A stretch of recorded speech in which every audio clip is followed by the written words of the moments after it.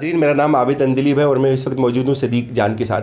नाज़रीन, नवाज़ शरीफ एक दौर था, बड़े इनकलाब की बातें करते थे, वोट की इज़्ज़त की बातें करते थे, बड़े नारों की बातें होती थी, बड़ी तहरीकों की बातें होती थी। लेकिन आहिस्ता आहिस्ता हमने वो देखा कि वो सारा मोमेंटम एक डेवलप तो किया गया, लेकिन आज नवाज़ शरीफ की जब ज़ात पे आई तो वो सारी चीज़ें आवाम को निकालने की, कारकुनों को निकालने की कहीं दम तोड़ती हुई नज़र आती हैं। एक दफ़ा फिर नवाज़ शरीफ ने बाज़ाब्ता तौर पर तो नहीं कहा जा सकता, लेकिन दरख्वास्त जो दायर की है, बैरून मुल्क जाने की इजाज़त तलब की है, ये दबे लफ्ज़ों में एक इनारू की बाज़गश्त है या नहीं है, इसका फ्यूचर क्या होगा।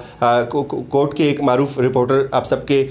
हर दिल अजीज़ सदीक जान हमारे साथ हैं। सदीक जान से ये समझने की कोशिश करेंगे। थैंक यू सदीक जान। क्या समझते हैं आप? एक हम सुनते थे सुप्रीम कोर्ट में कि नहीं जाएंगे बाहर, ये हो जाएगा, ये फ़ैसला भी कबूल नहीं करेंगे, भिड़ जाएंगे, टक्कर जाएंगे। देखिए, एक तो मैंने कल ट्वीट भी किया था। मैंने कहा था कि नवाज शरीफ साहब जब जज्बाती तकरीरें कर रहे थे, ये कौन सा जीटी रोड मार्च था, जीटी रोड मार्च, तो वहाँ पे जब मार्च कर रहे थे, लड़ जाऊँगा, भिड़ जाऊँगा, डट जाऊँगा, नहीं पीछे हटूँगा, मर जाऊँगा, पीछे नहीं हटूँगा, वोट को इज्जत दूँगा, 70 साल की मरूमी को मिटाऊँगा, ये कर दूँगा, वो कर दूँगा। तो बहुत सारे नौजवान जो है ना, वो बहुत सारे तो नहीं, कोई 70-75 ऐसे थे जो सीरियस होकर ना निकल आए थे बाहर। उन्होंने कहा हम निज़ाम बदले बगैर वापस नहीं जाएंगे। बहुत सारे टीवी एंकर बड़े, ठीक है, वो तो उनके तो और मामलात हैं। तो मैंने अब कल ट्वीट किया, मैंने कहा नवाज शरीफ साहब बता दें कि वो जो निकले थे वोट को इज़्ज़त देने के लिए, जो आपको इनकलाबी समझ बैठे थे, तो वो अब जो कसम खा बैठे थे कि हम अब नवाज शरीफ के पीछे हैं और निज़ाम बदल के वापस जाएंगे, तो मैंने कहा आप बताएं कि वो मज़ीद इंतज़ार करें या कसम तोड़ के गुफ़ार अदा करके और वापस घरों को चले जाएँ। देखिए, नवाज शरीफ साहब का मामला ये है, एक तो आप लीगल बात करें तो मुझे 100% लगता है, बहुत मुश्किल होता है 100% कहना, लेकिन मुझे 100% लगता है कि रिव्यू पिटीशन में नवाज शरीफ साहब को कोई रिलीफ नहीं मिलेगा। देखिए, रिव्यू पिटीशन जो होती है, नज़रसानी की जो अपील होती है, वो री हेयरिंग नहीं होती, उसमें आप नया रिकॉर्ड पेश नहीं कर सकते। रिव्यू पिटीशन क्या होती है? रिव्यू पिटीशन ये होती है कि आपने केस पेश किया, आप एक केस लड़े, आपने डॉक्यूमेंट्स पेश किए, उसको जजेस ने देखा, जजेस ने उसके ऊपर फैसला किया, आप उसके बाद रिव्यू में गए, आपने कहा कि सर आपने ये जो बात लिखी है ना, कि मिसाल के तौर पे आपने लिखा कि नवाज शरीफ को ये बीमारी बिल्कुल नहीं है, सर ये आपने गलत लिखा है, ये रिकॉर्ड के ऊपर चीज़ मौजूद थी जिसको आप मिस कर गए हैं, ये नवाज को ये मसला है। 99.99% रिव्यू पिटीशन हमने मुस्तरद होती देखी हैं, ठीक है। तो इसमें नवाज शरीफ को रिलीफ नहीं मिलेगा, मेरिट पे मुस्तरद हो जाती है, री हेयरिंग नहीं है। जहांगीर तरीन साहब को अगर आप कह सकें, जहांगीर तरीन जब नज़रसानी अपील थी, वो दस्तावेजात जो जहांगीर तरीन अगर मेन हेयरिंग में दे देते तो शायद बच जाते, लेकिन जब वो दोबारा लाए तो साकिब निसार साहब ने एक जुमला कहा था कि लड़ाई के बाद जब मौका याद आए ना, वो अपने मुंह पे मारना चाहिए। लेकिन क्या देखते हैं इसका, एक तो ये चीज़ इन्होंने यहाँ इस एक केस में ली, एक नवाज शरीफ के दीगर केसेस चल रहे हैं, उनका मुस्तकबिल क्या है? क्या उनका मुस्तकबिल भी इसी दरख्वास्त के साथ एसोसिएटेड है? अगर एक जगह पे रिलीफ मिल भी जाता है तो क्या बाकी सारे केस जो नीचे लोअर कोर्ट्स में चल रहे हैं उनका फ्यूचर क्या? देखिए, नवाज शरीफ साहब के जो केसेस हैं ना, अगर आप देखें इस वक्त नवाज शरीफ साहब के मेन जो हैं वो वही 3 ही केसेस थे जो रेफरेंस बनवाए गए थे। एवन फील्ड में इस्लामाबाद हाई कोर्ट ने ज़मानत दी, वहाँ से मामला सुप्रीम कोर्ट में गया, सुप्रीम कोर्ट ने ज़मानत तो बरकरार रखी, लेकिन आइंदा के लिए सुप्रीम कोर्ट ने 5 रुकनी बेंच ने तय कर दिया कि अगर आपने किसी को ज़मानत देनी है तो किस क्राइटेरिया पर आप दे सकते हैं। हार्डशिप का केस होगा या एक्स्ट्रा ऑर्डिनरी हालात होंगे, बहुत नामसाइद हालात होंगे, तब आप जाके दे सकते हैं, जो कि नवाज शरीफ के केस में नहीं थे। फिर नवाज शरीफ साहब का दूसरा केस था अल-अज़ीज़िया में उन्होंने पहले चैलेंज की मेरिट के ऊपर बेल, वो जब उन्होंने देखा कि मेरिट के ऊपर तो नहीं हो सकेगा, क्योंकि 1 जनवरी को उन्होंने दरखास्त दायर की थी इस्लामाबाद हाई कोर्ट में, और 14 जनवरी को सुप्रीम कोर्ट का एक फैसला आ गया था 5 रुकनी बेंच का, जो क्राइटेरिया तय कर देता है एवन फील्ड की जमानत की दरखास्त में कि भाई आप जो है ना वो किस तरह से किन किन चीज़ों में जमानत दे सकते हैं। जब उन्होंने देखा ख़ाजा आरिफ साहब ने कि जमानत नहीं मिलेगी मेरिट के ऊपर, उन्होंने 26 जनवरी को एक और एप्लीकेशन दायर कर दी कि पहली को फारिग कर दें, वापस कर दें, पूरा कोर्स ही चेंज करके उन्होंने सुप्रीम कोर्ट के 5 रुकनी बेंच का जो फैसला था उसके मेयार के मुताबिक एक नई दरखास्त तैयार की मेडिकल ग्राउंड्स पे। इस्लामाबाद हाई कोर्ट ने कहा सॉरी नहीं मिल सकती। क्यों? इस्लामाबाद हाई कोर्ट ने कहा कि भाई नवाज शरीफ साहब को पाकिस्तान के अंदर किसी भी एक इनफरादी बंदे को जो सेहत की बेहतरीन सहूलियात मिल सकती है वो मिल रही हैं, और क्या चाहते हैं भाई, ठीक है, प्रोटोकॉल था, एम्बुलेंस से खड़ी होती थी, डॉक्टर्स खड़े होते थे। उसके बाद मामला गया सुप्रीम कोर्ट में, सुप्रीम कोर्ट ने 6 हफ्ते के लिए दिया, रिलीफ दिया, वो 6 हफ्ते कंप्लीट हो रहे हैं, 2 हफ्ते रह गए। अब नवाज शरीफ साहब ने 1 महीने बाद, अब देखें मसला क्या है। आबिद अंदिलीब साहब, मैं ज़ाती तौर पर ये समझता हूँ अल्लाह ताला हर इंसान को सेहत दे, किसी की बीमारी को कंट्रोवर्शियल नहीं बनाना चाहिए, किसी की बीमारी पे बात नहीं करनी चाहिए। अगर आप बीमार हैं ना, मेरी एक बात सुनें, अगर आप बीमार हैं ना तो मुझे नहीं पता कि आप पे क्या गुजर रही है ना, अल्लाह की ज़ात बेहतर जानती है या आप बेहतर जानते हैं, लेकिन अगर आप मुझे ये कहेंगे कि सदीक जान मुझे 9 बीमारियां हैं, डॉक्टरों ने 32 एहतियातें और चीज़ें कही हैं, 8 स्टंट पड़ चुके हैं, 8 स्टंट पड़ चुके हैं, 17 गोलियां खाता हूँ, 2 ओपन हार्ट सर्जरी हो चुकी हैं, एक बार वेंटिलेटर पे रह चुका हूँ, बड़ी मुश्किल से। लेकिन मैं कहूँगा आबिद तनवीर साहब, ये आप ये बताएं कि एक तो ये जो आज आप भी मुशायरे में गए थे, बड़ी वहाँ पे शायरी करके आए हैं, तो आप तो बड़ी वहाँ बेहतरीन अंदाज में बार बार लोग कह रहे थे कि यार बस कर दें, फिर भी आप शुरू रहे, ठीक है, तो आप यानी कि पॉलिटिकल एक्टिविटी करते हैं, आप एक्टिविटीज कर रहे थे, फिर आप महीना हो गया घर बैठे, आप अस्पताल दाखिल नहीं हो रहे, 1 महीना हो गया नवाज शरीफ साहब की जमानत को, उनको अस्पताल दाखिल नहीं कराया गया। भाई अगर इतने बीमार है भाई जाओ ना दाखिल कराओ, अगर जान ही प्रियॉरिटी है, अगर सेहत ही प्रियॉरिटी है तो जाएं इलाज करवाएं। और खोसा साहब, अच्छा पहली ये बात जरूर बताएं नाजरीन को, पहली जो पहली समात थी जब इनको ये 6 हफ्तों की जमानत मिली थी, तब ये कहते थे कि नवाज शरीफ आप थोड़ा सा रिलैक्स होना चाहते हैं, अपने इलाज का सोचना चाहते हैं, वो इलाज करवाएंगे और इन लोगों को इसके जरिए करवाएंगे, तो वो सारी बातें बिल्कुल हवा में उड़ा दी हैं, वो कहीं सर वो मामला और था, पहले दिन से एक ही मुद्दा था, एक ही चीज़ थी, वो ये थी कि नवाज शरीफ साहब लंदन जाना चाहते हैं, सिर्फ एक चीज़ थी, वो जो उन्होंने थोड़ा सा मौका बदला था, डिकोड बड़े तरीके से किया, आहिस्ता आहिस्ता किया, वो मौक़िफ़ जो उन्होंने बदला था वो भी एक गेम थी सारी। और मैं आपको बताऊं, अगर आप मेरी उस दिन की वीडियो उठाए ना, जब पूरी 70% सोशल मीडिया, 80% सुप्रीम कोर्ट को गालियां दे रहा था सोशल मीडिया, मैंने उस दिन भी कहा था कि यार ये कोई रिलीफ नहीं है भाई।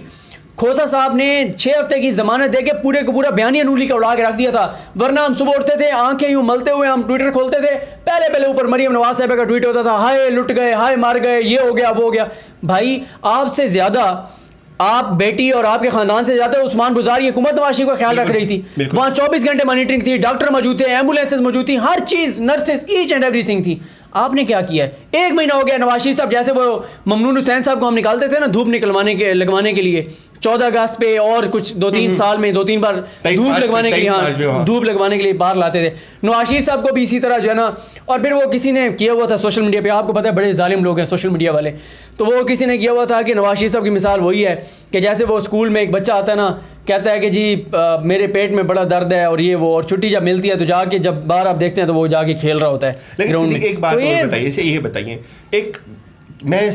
हॉस्पिटल नहीं जाऊंगा, जब नवाज शरीफ जेल में थे कितनी जिद्दें लगाते थे इदारों के साथ, एक कितना पूरा कौम का एक बड़ा बयानिया बनाया जाता था, सारा मेन स्ट्रीम मीडिया उस पर लग जाता था, जान को खतरा है, मर रहे हैं, 4 दिन में मुलाकात नहीं हो रही, मेडिकल रिपोर्ट्स नहीं है, डॉक्टर की रसाई नहीं दी जाती। तो इस तरह से कितना बेवकूफ़ बनाते हैं ये लोग, 3, 4, 5, 10 लोग मिलके पूरी कौम को पीछे लगाते हैं और पूरा मीडिया इनके पीछे भागता है। आप देखें ना, उस चीज़ का थोड़ा सा आज के हालात के साथ को रिलेट करने की ज़रूरत है कि लोगों को समझने में आसानी हो कि एक वक्त आपको याद है, लोग शायद कौम बड़ी जल्दी भूल जाती है, कितना मसला मरीम नवाज 50 ट्वीट करती थी, आज मिलने नहीं दिया, 4 दिन हुए पापा ने से मिलने नहीं दिया, पापा को बड़े परेशान है, खाना नहीं खाते हैं, कुछ खा नहीं रहे, तो हम समझते थे यार वाकई से कुछ ऐसा हो रहा है। अब 20-25 दिन से बाहर हैं तो कहीं हॉस्पिटल, कहीं कोई ट्रीटमेंट, कुछ भी नज़र नहीं आ रहा। सर 1 माह हो गया उनको बाहर आए हुए। और जो आपने मीडिया की बात की ना, मीडिया में मसला क्या है, नवाज शरीफ साहब एक दाद दें, जब वो कहते हैं ना कि मेरे पास तजर्बाकार टीम है, मैं एक तरह से मानता हूँ उनके पास तजर्बाकार टीम है, उन्हें पता है मीडिया को कैसे मैनेज करना है, किसी को प्लाट, किसी के रिश्तेदार को नौकरी, किसी को मेरे जैसा जो जनूबी पंजाब के बैकवर्ड इलाके से है उसको सिर्फ हेलीकॉप्टर के चक्कर, ताकि जरा ऊपर हम जब ऊपर से देखें ओ हेलीकॉप्टर के चक्कर, जहाज में कि आपने इसके जहाज को जो है ना रक्षा बनाया। वो साकिब निसार साहब ने कहा था अजहर सिद्दीकी एडवोकेट साहब को कि आपने मलिक रियाज के हेलीकॉप्टर को ना रक्षा बनाए हुए, हर वक्त उसमें फिरते रहते। तो नवाज शरीफ साहब को पता है कि किसको किस तरह से ना वो करना है, ठीक है, तो उन्होंने मीडिया को इश्तिहार दिए, मालकान को खुश रखा, एंकर्स को खुश रखा, टिकट दिए बाहर जाने के, वहाँ जाके उनको शॉपिंग कराना, ये वो, उन्होंने मीडिया को सही करप्ट किया था नवाज शरीफ साहब। ये नवाज शरीफ साहब को क्रेडिट जाता है कि मीडिया को अगर किसी ने करप्ट किया तो वो नवाज शरीफ साहब हैं। इसलिए मीडिया ने नवाज शरीफ साहब की जब जमानत की दरखास्त पेंडिंग थी ना सुप्रीम कोर्ट में, एक पूरा माहौल बनाया गया, ऐसे लगता था अल्लाह ताला माफ़ करे, अल्लाह ताला माफ़ करे कि आज या कल नवाज शरीफ साहब के हवाले से बुरी खबर आ जाएगी जेल से। जब जजेस वो केस सुन रहे थे तो सर होता है एक प्रेशर, जब पूरा मीडिया, हमें भी फील होता था, हमें भी फील होता था, जिस तरह से उनके वकील आगे बताते थे, एक बड़ी तफसील बताई जाती। तो ये सर सूरत हाल है, मीडिया उनके जेब में है, मीडिया अभी भी उनके साथ है। लेकिन मुझे एक बात की हैरत है, मैंने अपनी लास्ट वीडियो जो आज लगाई उसमें मैंने कहा है, बहुत सारे एंकरों को देख रहा हूँ यार, मियाँ साहब पीछे क्या हटे हैं, मियाँ साहब लंदन जाने के लिए तैयारी बांध रहे हैं, जो कि नहीं जा सकेंगे वो। और बहुत सारे एंकरों ने जो नूली के कैंप में थे, सुन लें, जो मरीम नवाज के कैंप में थे, वो जो एंकर जो ख़वातीन और हज़रात जो मरीम नवाज के मैसेज आधे इस्लामाबाद को दिखाते थे, ये देखो मुझे मरीम ने मैसेज किया, ये देखो मरीम ने ये कहा, वो बिलावल के पीछे जाके खड़े हो गए। ठीक है भाई, नवाज शरीफ ने आपको फायदे दिए, अब उसकी मुश्किल में खड़े रहो ना यार उसके साथ, उस बेचारे को छोड़ गए हो। ये क्यों? आप देखें, अगर नून लीग एनआरओ की कोशिश तो कर रही है, इनसाइड कोशिश हो रही है, नून लीग का जो बयानी अपोजिशन का होना चाहिए था वो बिलावल की तरफ चला गया है, तो आप ये बात भी समझ आती है कि नून लीग इंटेंशनली ये चाहती है कि नवाज शरीफ को रिलीफ मिल जाए, और वो सारी बातें सब झूठ था, इससे पहले जितना भी केस सब ड्रामा था। देखिए नून लीग का मसला ये है कि आज असदुल्ला खान साहब ने चैनल 92 पे 7 बजे प्रोग्राम किया है, जिसमें उन्होंने 28 नून लीग के मरकजी लोग, जो इनकी 2 बार जो पिछली 2 हुकूमतें थी उनमें जो मेन ओहदों पे रहे ना 28 लोग, 28 के ऊपर करप्शन, मनी लॉन्ड्रिंग, कत्ल, इन चोरी चकारी, इन चीज़ों के केसेस हैं। नून लीग के लिए मुमकिन ही नहीं है कि वो सड़कों पे लोगों को लेकर, इसलिए तो आप देखते हैं असेंबली में ये तो जाकर नवाज शरीफ के बयानी को भी आगे नहीं लेकर, नवाज शरीफ का बयानी जो मैं एक बात, जो भिड़ने का बयानी था, आप आबिद दलीप साहब, मैं माजरत के साथ कहता हूँ और ये आप काटिएगा नहीं, आप उन लोगों में से थे जो कहते थे कि हम नवाज शरीफ के साथ इस हद तक खड़े हुए, ये जमहूरियत की बात करता है। मैं उस वक्त आपको कहता था, यही लगता था उस वक्त, मैं आपको कहता था आबिद दलीप साहब मैं जमहूरियत के साथ हूँ, लेकिन खुदा के लिए नवाज शरीफ को जमहूरी मत कहें। आज आप देख लें, ठीक है, आज आप क्या करेंगे? आप अच्छा, एक आखिरी बात, ये जो नवाज शरीफ को एक केस है, इसमें अगर मिल भी जाती है, एनआरओ से नाम निकाल तो गवर्नमेंट ने निकालना है, और जो दूसरे केसेस हैं उनमें कैसे मिलेगा रिलीफ? देखें, अभी तो अगर रिलीफ इसमें उनको मिल गया ना, जमानत मिल गई, फिर तो वो बाहर चले जाएंगे और नहीं आएंगे, ठीक है। लेकिन मैं आपको दोबारा कह रहा हूँ, बहुत मुश्किल होता है ये बात कहना, लेकिन मैं आपको कह रहा हूँ 100% कह रहा हूँ, ना सुप्रीम कोर्ट उनको ECL से नाम निकालने का हुक्म देगी, ना लंदन जाने की इजाज़त देगी, ठीक है। हाँ, इस पर मैं कुछ नहीं कह सकता कि वो हफ्ते 2-3 हफ्ते की बेल मजीद एक्सटेंड कर दें, ये भी हो सकता है कोई और नया खतरी खत लिया, लेकिन हाँ, नहीं, वो नहीं चलेगा, वो नहीं चलेगा, छोड़ दें उसको। लंदन जाने की इजाज़त सुप्रीम कोर्ट नहीं देगी, इसके ऊपर मैं क्लियर हूँ। बाकी मोहब्बत, जंग और पाकिस्तान में कभी कुछ भी हो सकता है, चलता रहेगा। जमानत एक्सटेंड सुप्रीम कोर्ट कर भी सकती है, लेकिन वो नहीं, वो कहेंगे दरखास्त लेके आए, रिव्यू में नहीं देंगे, पहले जेल में जाएंगे, फिर जेल में जाएंगे फिर तो इलाज के लिए कोई हो सकती है। लंदन मियाँ साहब नहीं जा सकते, ये ईद उनको पाकिस्तानियों के साथ करनी पड़ेगी। ये जो 2% के जिनको समझते हैं पाकिस्तानी, वो कहते हैं पाकिस्तानी है, इस काबिल नहीं है, तो वो पहले हर सारी ईदें उन्होंने बाहर की, लेकिन ये छोटे मोटे जो पाकिस्तानी लोग हैं वो ये इधर जेल में या पाकिस्तान में करेंगे, लंदन नहीं जा सकते। बहुत शुक्रिया सिद्दीक़ नाज़रीन, बड़ी इनकलाब की बातें होती थी। एक वाक़या मुझे याद आता है कि माओ जो थे, चाइना के सदर थे, शुमाली कोरिया के साथ जंग में माओ का अपना बेटा मारा गया, तो माओ ने उस बेटे की लाश को देखना गवारा नहीं किया। नेल्सन मंडेला की बड़ी मशहूर तारीख़ है, 27 से 28 साल जेल में गुजारे, लेकिन कभी भी असूलों पे कंप्रोमाइज़ नहीं किया। तो ये वो असल लोग इनकलाब की बात करते थे, वो असल जेन्युइन लोग थे, जमहूरियत की बात करते थे, अवाम के साथ खड़े होने की बात करते थे। ये लोग बिल्कुल भी ऐसे नहीं है। ये इनकी ज़ाती छोटी छोटी मजबूरी, एक मच्छर का इनको अगर मच्छर भी इनको लड़ जाए तो इनको बड़ा महसूस होता है, तलख महसूस होता है। तो ये इनकलाबी लोग बिल्कुल नहीं है, ये फ़ेक लोग हैं। हमारी तरफ से यही कुछ, हमें दीजिए इजाज़त। अल्लाह हाफ़िज़।